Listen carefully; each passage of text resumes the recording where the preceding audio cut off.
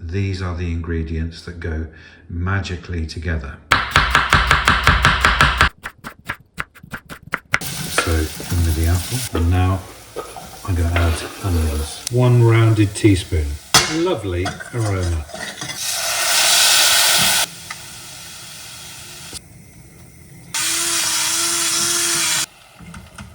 And in they go.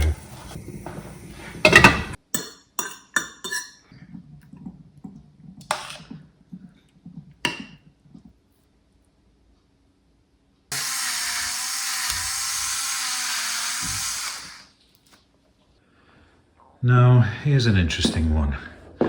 I'm going to be cooking a baked bean curry today, and this is a recipe that my mother used to cook, and I believe she found this in the 1950s, early 60s. So let's take a look at the ingredients.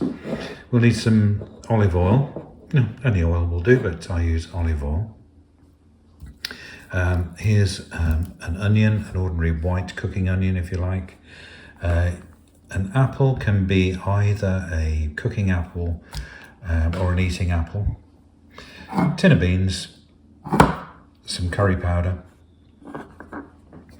I'm going to add a teaspoonful of sugar. I'm going to add some salt to the recipe.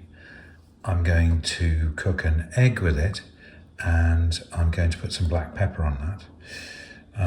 In the dish goes tomato ketchup, a small amount, some sultanas, and magic ingredient, Rose's lime juice. And for my money, I'm not sure I've ever used any other lime juice. I'm not sure there even is any other lime juice.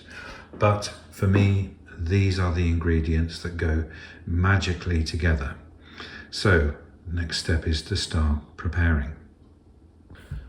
So, first things first, let's cut up an apple. And as I say, an eating apple will do very nicely. And I put the apple on first because I like to get it frying and a little bit of, should we say, fry and browning on the apple first, and then I add the onion. So the method here is basically chop up some apple, chop up some onion and fry them together.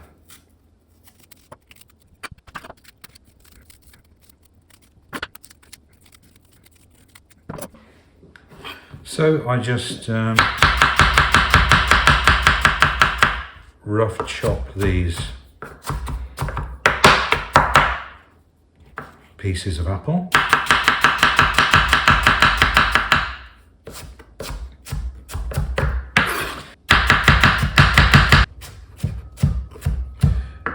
They don't want to be too small. I want them to have a reasonable amount of size so they retain a little bit of texture, which is nice. So that is our apple ready. And I'm going to put that on in a minute first.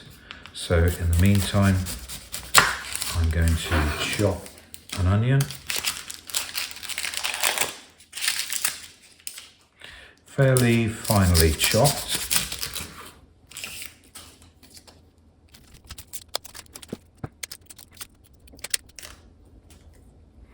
I find that some onions are well behaved and some onions are not well behaved.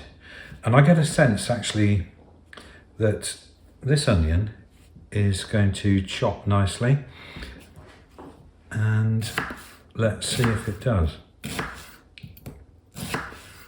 Notice that over the years that some onions will literally fall to pieces when you chop them, and others behave really nicely, actually like this one. this one is holding together and chopping really nicely. I'm going to keep that separate from the apple.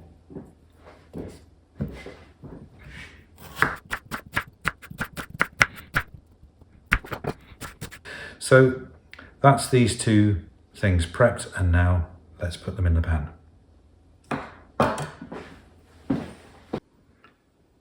Okay, so I use a saucepan about this size, and I go lid off until a little bit later, and then I'll just let it boil away on a gentle heat with the lid on, I don't know, for 10 minutes, should we say, just to get the flavour into it. So I've got olive oil.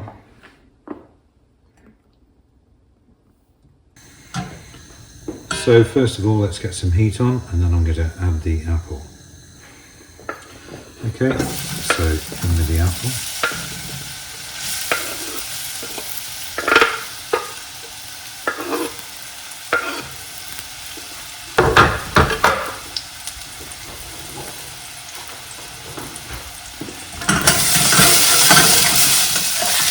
Give that a good old whiz up. Now, I like the heat to be up fairly high, because I like to get a bit of a burn, if you like, a bit dry on the apples and on the onions. But I find that there's a fine balance between burning and getting a tasteful brown on there. So I start off high, and then I'll reduce it back in a minute, and then when I've got a little bit of colour on this, I'll add the onions, and then I'll do a flash fry at a high temperature, and then I'll reduce it down to get plenty of nice frying into the ingredients. And somebody once told me she was making a chili, and she had the heat up really high when frying the onions, and said you have to burn the onions to get the taste in. And I think I've heard this with some Indian cookery. You're not exactly burning it, but you are getting a lot of taste in when you have a really nice browned onion. And so I'm going exactly the same idea with the apples and the onions. So let's just let that fry for a little while, just turning the heat down. That's going to have, should we say, at least 5 minutes for it to start browning.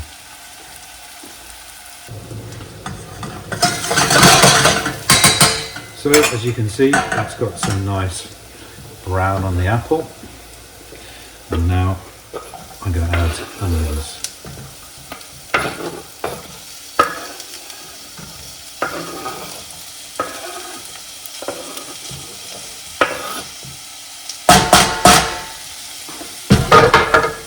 Turn the heat back up. You can see the colour on the apple,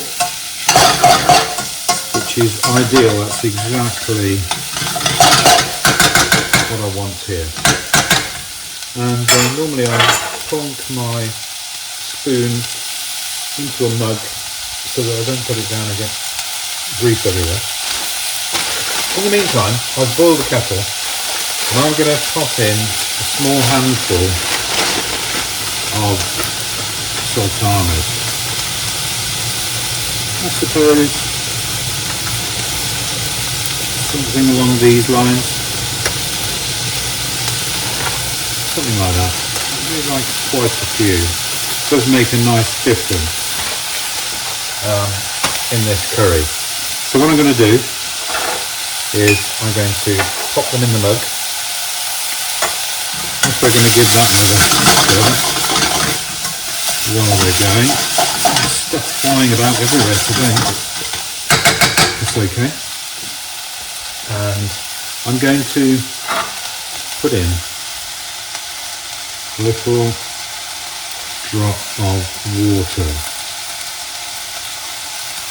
just enough to cover them. And the reason why I do that is to just plump them up. so that they're already plumped up before the cooking starts to plump them up.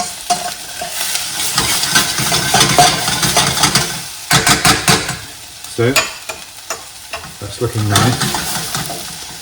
I'm going to lower the heat a little bit and leave it. I suppose this needs to cook for about 10 minutes.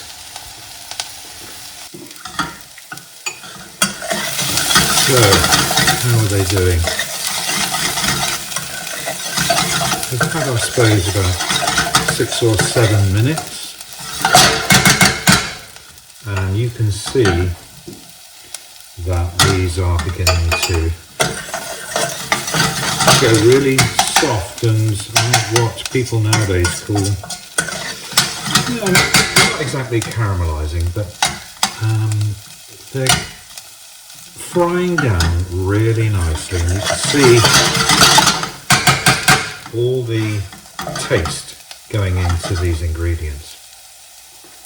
Now in the meantime, I have boiled a kettle and I am going to boil an egg, and this is an optional extra, but it's going to be this is how I like it anyway, a hard boiled egg, really hard boiled. And this is how we used to have it on a Saturday night at my childhood home.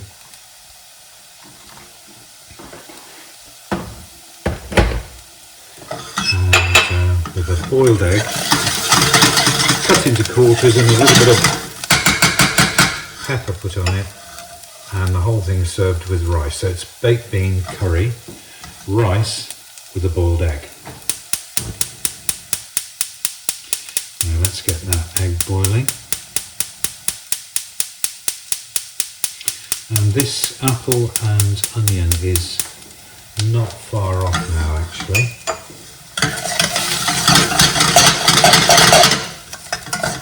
You don't want it to, in the past occasionally I've overdone it and you start to get black flecks in there. At the moment it's sort of dark brown, which is good for what I want. So next stage of the process is curry powder. It's an ordinary medium off-the-shelf curry powder, and I'm going to put only a small amount actually. It's 1 teaspoon, not even that, a bit less. 1 rounded teaspoon. Now, the important thing about adding this is, as per usual, it really does to fry the spice up to get a bit of a taste on it and release the taste. So, and I can assure you, when you add the curry powder to this apple and onion mix, you get the most lovely aroma. The combination of apple and onion fried is really lovely. And so I'm just letting that literally, I don't know how long has it been, 30 seconds. Next thing I'm adding is the Rosie's lime juice, and I'm going to, what would that be? About a tablespoon, a little bit less I think.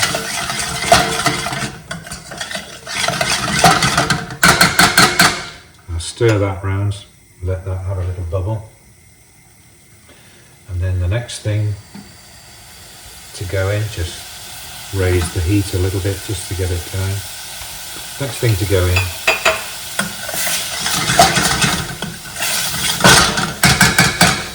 is tomato sauce.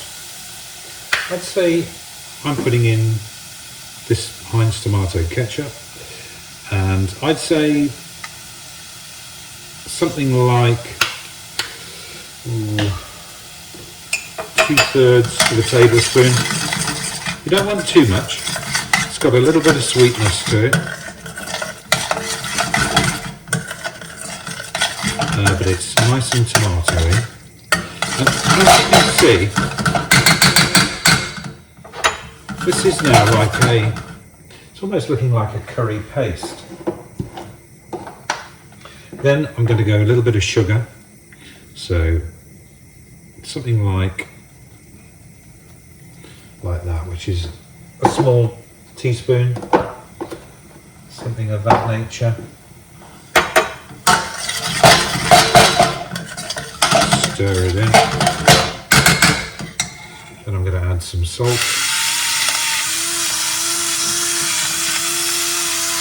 My egg is boiling, so I'm going to turn that down and do it for 10 minutes, set the timer.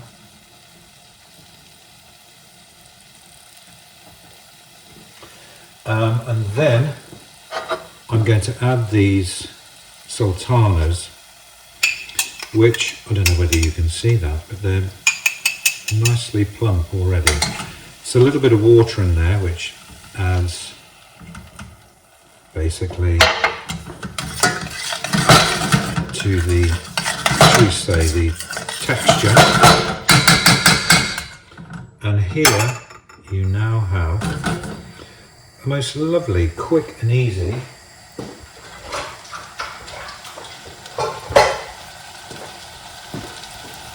base sauce.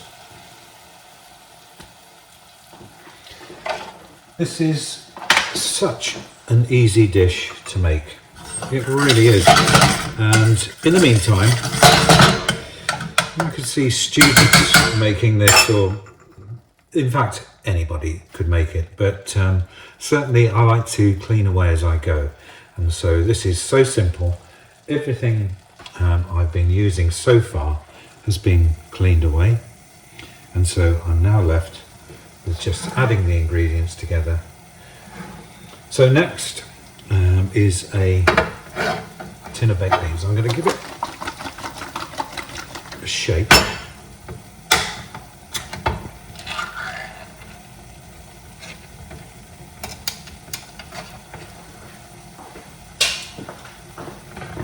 And in ordinary baked beans, and in they go.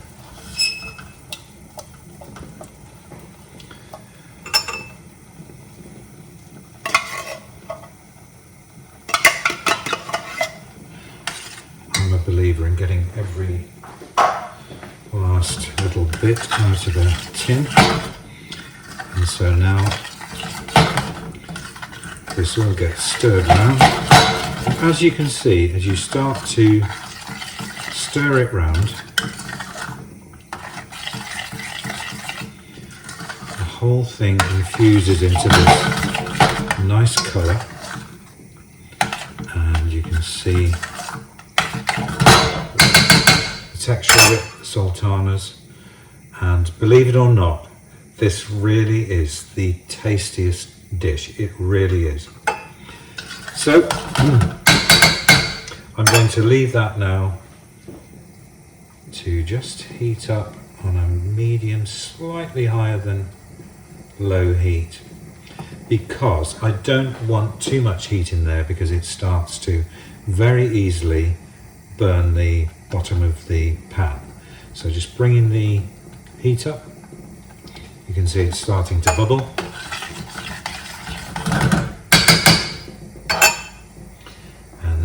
To turn it down, I'm going to put the lid on, and I'm going to let that cook away. You can see the type of heat we're talking about. It's hardly any heat, it's a nice low heat, and that is going to cook away for, should we say, about 10 minutes. And that's how simple it is. In the meantime, my egg is boiling away. That has 6 minutes to go. So how exciting, we're getting very close. So let's see how everything's doing. The curry is bubbling away. Give it a little stir so it doesn't stick to the bottom. That truly smells lovely, and I'm going to put the lid back on there. My boiled egg has got 2 minutes before it's done.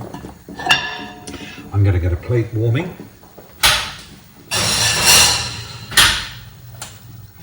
And here's the rice I'm going to do, which is one of these pack tilde Basmati rices.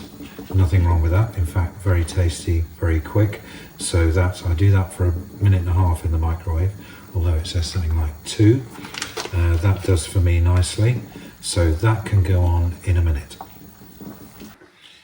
So we're getting close to serving up now. That's the timer going off for my boiled egg, so let's turn that off.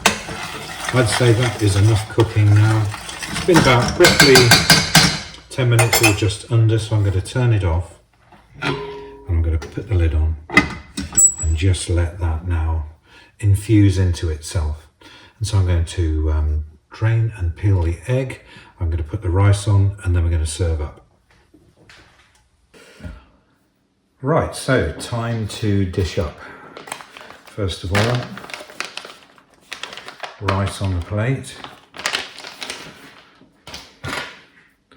And let's get that in some semblance of order. And this particular dish and quantities that I've shown do 2 people. Depends how hungry you are actually, and how much of an appetite and how much you eat in one sitting.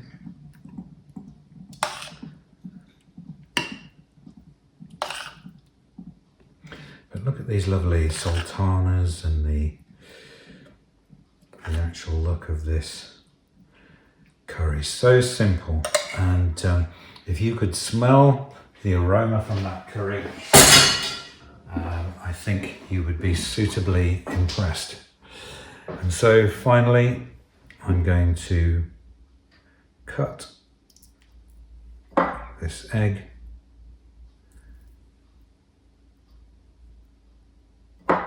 into quarters. It doesn't matter, a few bits and pieces going here and there. It's of no consequence whatsoever. And then just going to add a little bit of pepper over each quarter.